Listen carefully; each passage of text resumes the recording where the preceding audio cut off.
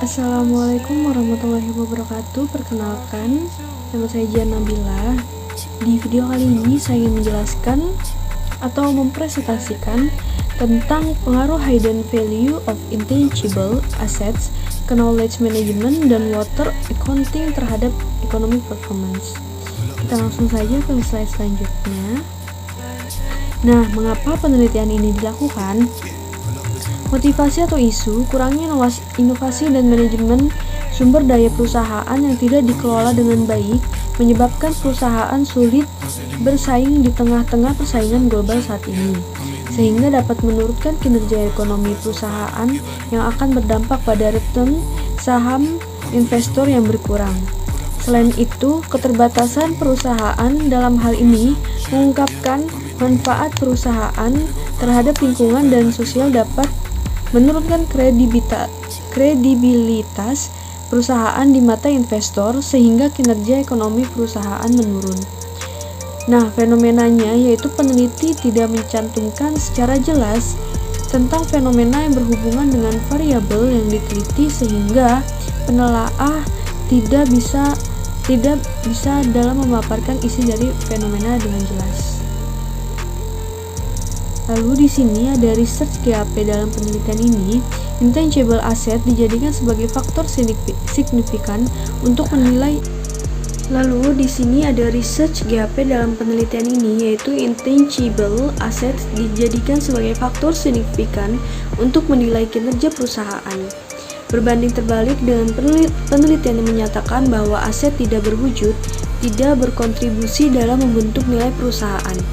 Knowledge management merupakan informasi berharga internal yang dapat mengoptimalisasi nilai atau kinerja perusahaan. Hasil yang berbeda menemukan bahwa knowledge management tidak memiliki pengaruh yang signifikan terhadap economic performance. Perusahaan yang mengungkapkan water accounting memiliki nilai yang baik di mata investor karena dipandang memiliki manajemen yang baik. Lalu di sini ada artikel utama dalam penelitian ini.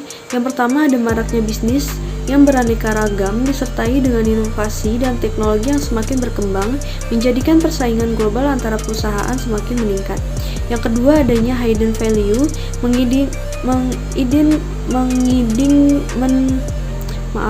mengindikasikan adanya informasi mengenai aset tidak berwujud atau intangible assets seperti human capital, inovasi seperti merek atau brand image, teknologi, dan banyaknya pelanggan. Yang ketiga yaitu knowledge management merupakan sebuah proses yang mengkoordinasikan penggunaan informasi, pengetahuan, dan pengalaman. Yang terakhir yaitu water accounting didefinisikan sebagai sistem perusahaan dalam memperhitungkan penggunaan air dan mencakup masalah yang terkait dengan penyimpanan air secara efektif. Perusahaan memerlukan akses ke informasi yang sesuai. Lalu di sini ada kebaruan atau novelty dari penelitian, yaitu economic performance dapat digunakan sebagai ukuran untuk menilai kinerja perusahaan atau nilai dari sebuah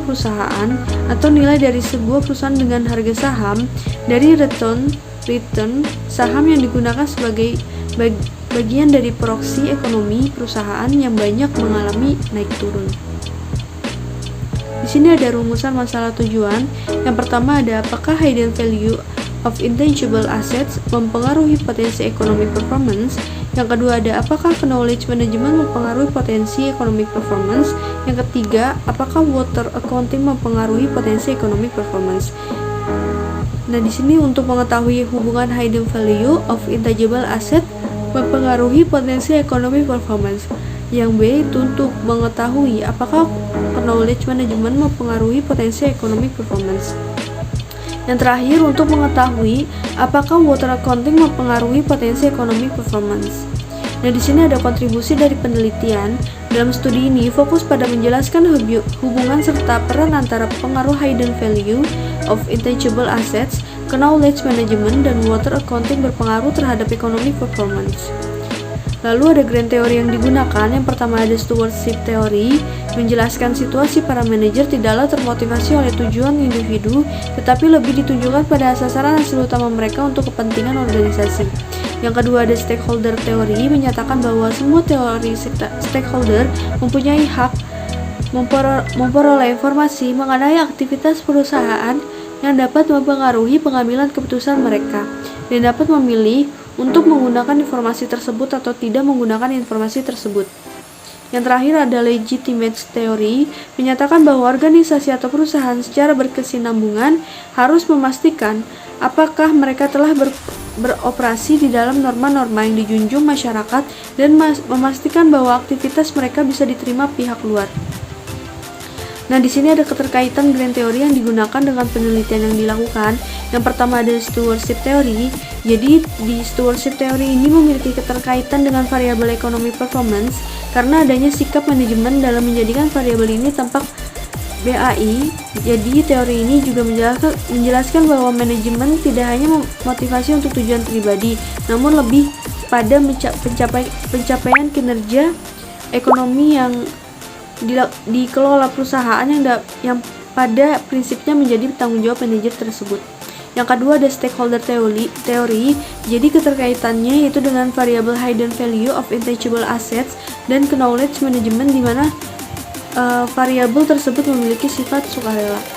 Yang terakhir ada legitimate theory. Jadi keterkaitannya dengan variabel water accounting, di mana teori ini memiliki hubungan dengan pemenuhan aturan-aturan oleh perusahaan yang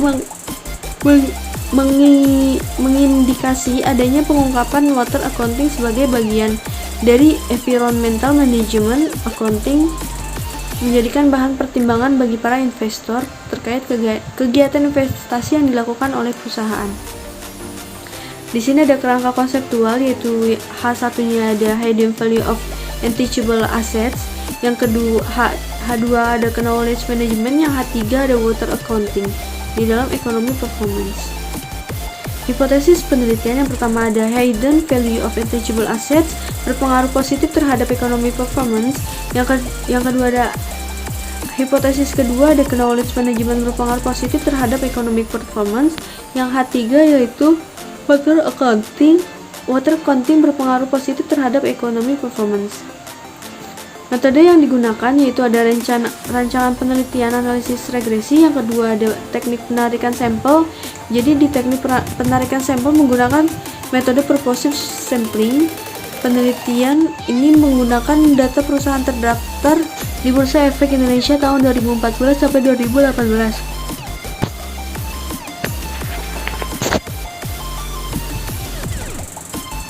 Yang C ada uji analisis menggunakan 9 perusahaan manufaktur yang terdapat di Bursa Efek pada tahun 2014 sampai dengan 2018. Jenis data ini yaitu penelitian berupa data sekunder yang diperoleh dari website resmi Bursa Efek Indonesia, yaitu http://www.idx.co.id.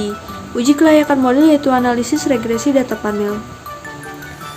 Di sini ada metode yang digunakan, yaitu ada contoh tabel uji cow ya, terlihat di sini dengan jelas. Kita lalu ke slide selanjutnya, yaitu ada hasil uji kelayakan model statistik 3,23862 lebih besar F tabel 2,83275 dan nilai profitabilitasnya itu statistiknya 0,00435 lebih kecil 0,05, maka dapat disimpulkan bahwa HA diterima, yang artinya variabel-variabel independen dalam penelitian ini secara bersama-sama memiliki pengaruh signifikan terhadap ekonomi performance. Lalu di sini ada contoh hasil uji T. Lalu ada persamaan regresi yang digunakan. Jadi analisis regresi data panel. Jadi perhitungan analisis regresi data panel pada penelitian ini diperoleh persamaan regresi tersebut, yaitu ada EPIT sama dengan 4,3855 ditambah 0,8182 INTAF tambah 4,7746 km tambah 1,0311. Jadi uji hipotesisnya yaitu ada pengaruh hidden value of intangible of assets berpengaruh terhadap economic performance dengan T statistik 3,31982 dan tingkat signifikansi 0,00220 yang lebih besar taraf signifikan. Yang kedua ada pengaruh knowledge management terhadap economic performance dengan nilai statistiknya 2,6 0,280 dan tingkat signifikannya itu 0,137. Lebih kecil taraf signifikan 0,05. Pengaruh water accounting terhadap ekonomi performance.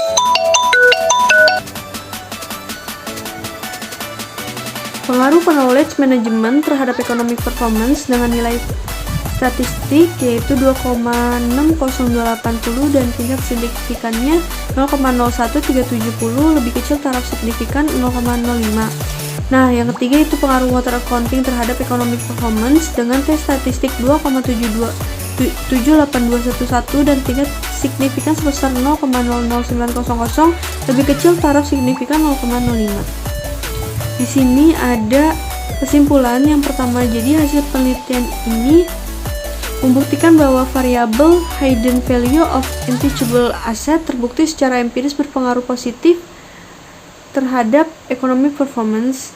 Hasil ini menjelaskan bahwa hidden value of intangible asset yang tinggi dapat meningkatkan nilai suatu perusahaan. Yang kedua, ada hasil penelitian membuktikan bahwa knowledge management terbukti secara empiris berpengaruh positif terhadap economic performance.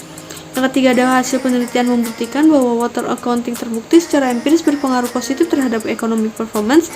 Yang terakhir, yaitu hasil ini menjelaskan bahwa pengaruh water accounting yang baik maka perusahaan mematuhi norma-norma yang berlaku di masyarakat sehingga kredibilitas perusahaan di mata masyarakat dapat meningkatkan nilai economic performance. Jadi keterbatasannya itu yang pertama ada periode penelitian relatif masih singkat hanya 5 tahun yaitu selama periode 2014 sampai dengan 2018 sehingga memungkinkan praktik pengungkapan lingkungan perusahaan masih belum menggambarkan kondisi perusahaan sebenarnya. Yang kedua ada sampel perusahaan yang diambil relatif sedikit dan hanya 9 perusahaan manufaktur. Yang ketiga ada penggunaan variabel independen masih sedikit yaitu hanya 3 variabel. Yang keempat yaitu minimnya pengetahuan penulis mengenai program pengolah data FU sehingga sedikit menghambat keberlangsungan penelitian. Yang terakhir yaitu dalam penelitian ini kurangnya referensi dari penelitian terdahulunya.